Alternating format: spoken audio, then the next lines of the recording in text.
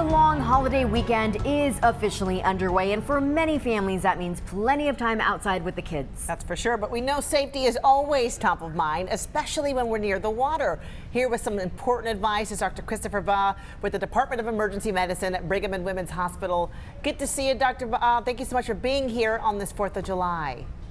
Thank you for having me. You know, we all want to keep things safe and fun. That means understanding that for kids, trouble can really happen fast, especially when we're talking about around the water, right? That's right. Drowning is the leading cause of death in children ages 1 to 4, and that risk remains elevated throughout later childhood as well.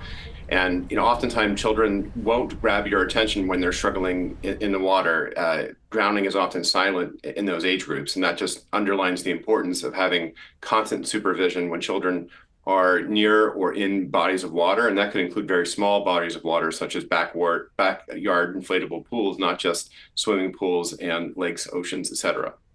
And speaking of supervision, let's talk prevention here for this weekend and of course beyond. What are the 3 most important things parents should know?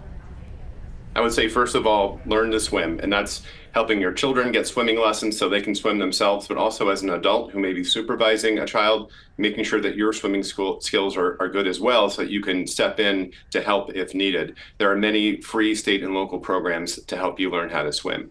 Second, I would say put a gate around pool or hot tub or body of water near your house. Most drownings happen in swimming pools, so that's a great prevention tip as well. And then in your older children and adolescents, I would say making alcohol a hard no around any kind of swimming activities will be very important. More than half of all swimming-related drownings involve alcohol.